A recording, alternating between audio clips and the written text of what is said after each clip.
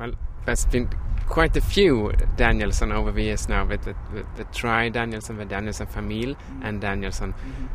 If you go through all these different kind of identities with the group and yourself and as an artist, what's all the difference between them? Well, it started out as, like I said, as Danielson, and my brothers and sisters started to get more and more involved with once we started playing these songs live. And so the idea of growing up in a quite a big family, being the oldest of 5 kids, and celebrating this idea of family, we became Danielson Family.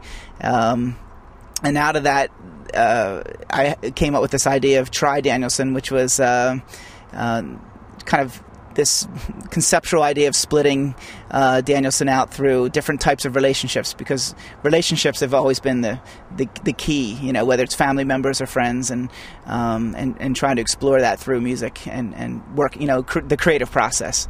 And so with Try Danielson, it kind of split off and became this kind of high concept idea of Brother Danielson as kind of a solo identity, and then Danielson Family, and then which was my siblings. And then Daniel Sonship, which was this kind of all-encompassing, community idea with music. And so it's been very confusing and for me as well. And but I really wanted to kind of play this out and have the records honor the lineup at the time, and have the name honor that.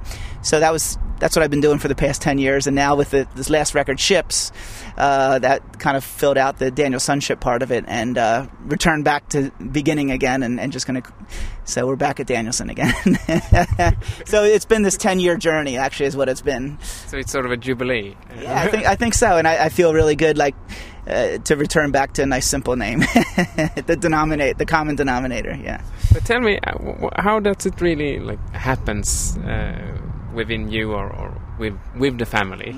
Do you feel that now this has come to an end? Now we have there's no more ideas during this name, so we should find out about something else and go on in that way. It just kind of it's so much about the moment and who's literally physically around to be in the recording process, because it all centers around each record. And when I'm making a record, I'm singing about things and talking about things that are happening then, and so whoever's involved and who happens to be living nearby and is involved in the record, that's who's there, so it's very much about embracing circumstance.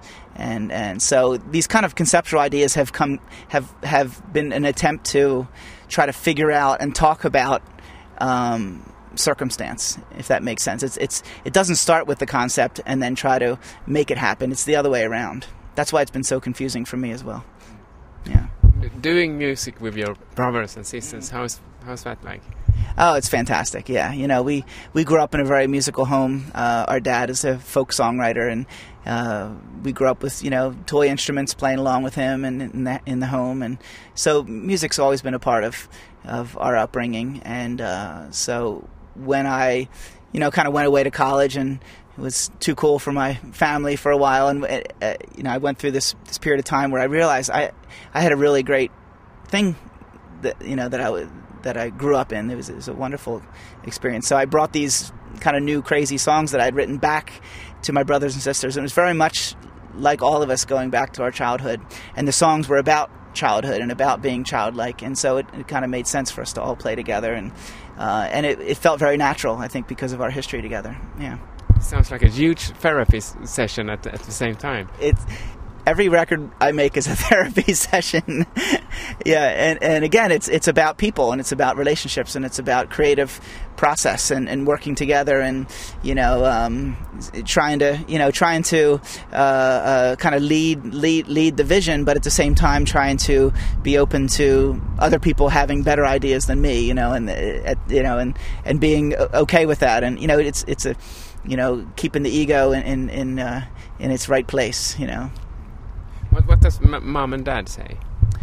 They're incredibly supportive. I have to say the band would have never happened without, just all this music couldn't have happened without their support. And I don't know if they, at the beginning especially, I'm not sure they understood the music necessarily, but that wasn't an issue for them, and I respect that a lot. That they just, they would come out to all the shows, and they would sell our merchandise, and we'd have this kind of tour book of photos, and they would show it to, different people and tell stories, and, people would come up and just say, my parents, I have a dream of doing music, but my parents didn't support it, and my parents would try to encourage them. It's amazing, and that was in the early days. Yeah. Have you ever been like in the situation where you might have written something about your childhood and that has been a subject or a discussion, but your dad said like, "Come on, Daniel, why did you No. why did you sing about that?" No, he is involved from a distance. No, he has his own songs.